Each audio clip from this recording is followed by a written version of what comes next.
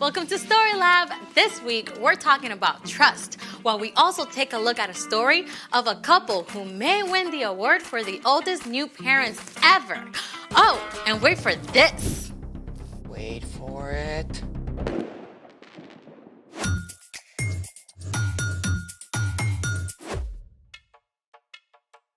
Hey, I'm Amaya. And I'm Zeke.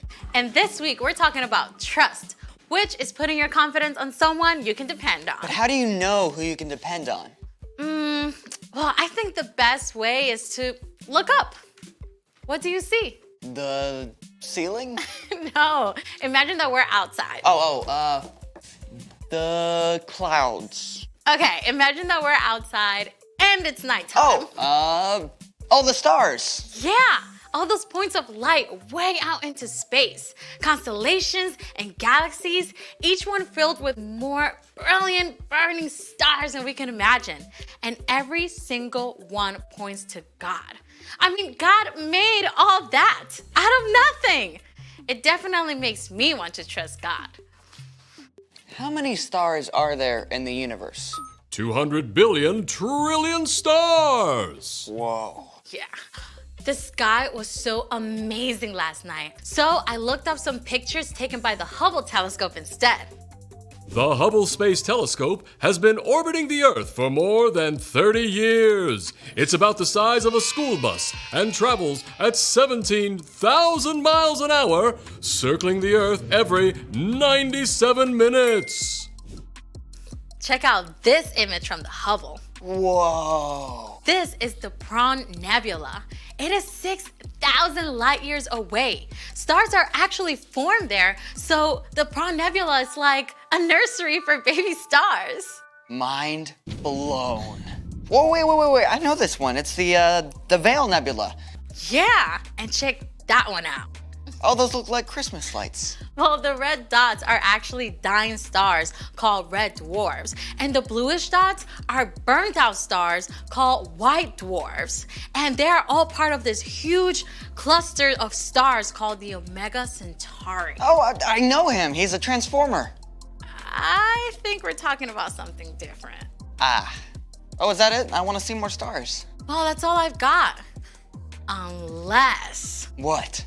we can make our very own stars right here in the lab. I'm ready. I don't think you're gonna need those. They're for style. Okay then, let's make it.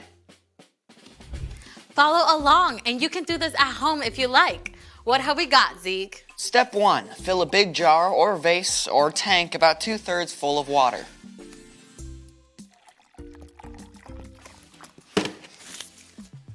Step 2, pour oil into a small bowl. Or 2, or 3.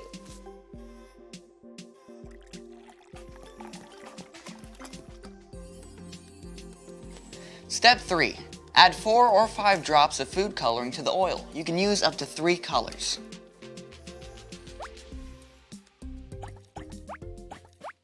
Step 4, whisk the food coloring with the oil. It's a little latte, a really oily latte. Okay, pour.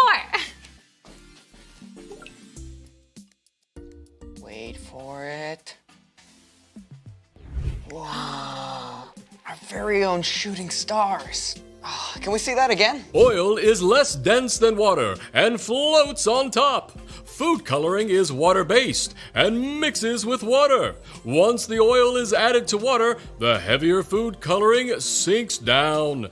As soon as they hit the water, they dissolve, forming tiny shooting stars. Oh, let's do it again. We've got tons of food coloring. I'd love to make stars all day, but we got a story to tell, and stars are a big part of this one. It's time for The story before the story. Today, we're in the very first book of the Old Testament, Genesis. God made our amazing world, but sin entered the world. People turned away from God and went their own way. So God picked one man, a guy named Abraham. And even though Abraham was like 90 years old and had no kids, God told him to look up. God promised Abraham he'd have more kids than stars in the sky. Yeah, and the whole entire world will be blessed through Abraham's family. But Abraham and his wife, Sarah, they waited for years and years, and they still didn't have kids. Which is where our story starts. We're ready. Hey everyone, I'm Brian. It's amazing how all of creation can talk to us about God. You know, after God told Abraham that he and Sarah would have more kids than there are stars, I bet they went outside at night a lot more. More children than all those stars? Are you sure that's what God said? He promised. He said, we'll have a son. God's promise was clear, but Abraham and Sarah spent years staring up at those stars, waiting and wondering. They were both old, like old enough to be great-grandparents. Could they really have a brand new baby at their age? But at last, one day when Abraham was 99 years old, God met with him again. It was the very hottest part of the day, and Abraham was sitting in the shade of his tent when he saw 3 strangers approaching. Abraham knew right away they were visitors from heaven. He went to greet them and bowed low to show them honor. My Lord, if you are pleased with me, don't pass me by. Let me get some water so you can wash your feet and rest under this tree. Let me get you some food to give you strength, and then you can go on your way. All right. Do as you say. Now, making a fancy meal back then was a lot more than just heating something up in the microwave. Abraham found Sarah in the tent and asked her to bake bread. And then he picked the best calf from his herd and asked a servant to prepare it. Here is some stew and a fresh loaf. My wife makes the best bread in the whole land. Where is your wife, Sarah? Over there in the tent. Now, you had better bet that Sarah was listening in on this conversation. I mean, here are 3 strangers out of nowhere who Abraham believes are from God. I mean, she definitely wanted to know what was up. I will surely return to you about this time next year. Your wife, Sarah, will have a son. Now? After all this time? I'm worn out, and my husband is old. Can I really know the joy of having a baby? The Lord knew exactly what Sarah thought and said to Abraham, Why did Sarah laugh? Is anything too hard for me?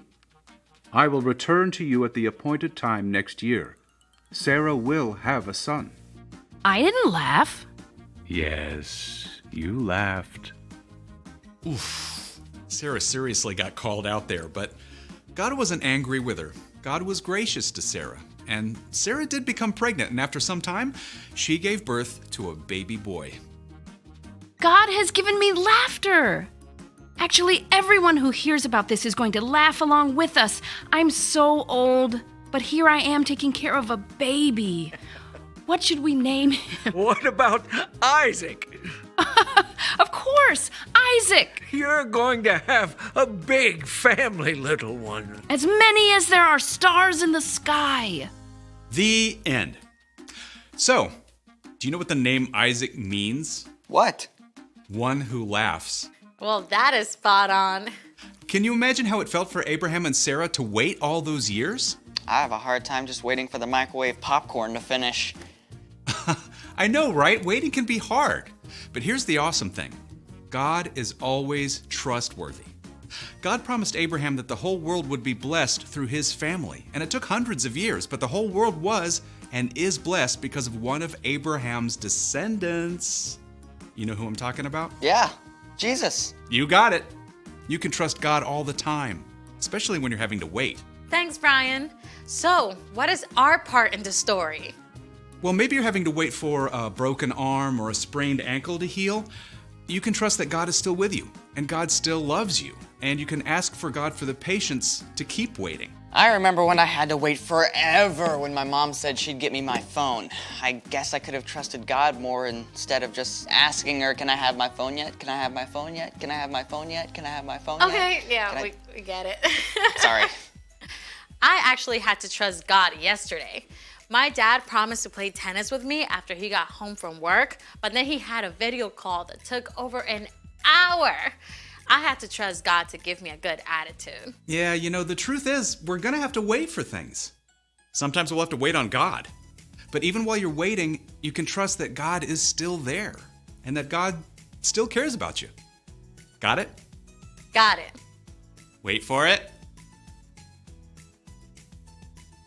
So, here's the thing. Trust God even when you have to wait. Yep, I can't wait for tonight when I get to see the actual stars. I mean, I can wait, but you get it. Thank you for joining us in the Story Lab. See you next time. Here's something to check out while you wait.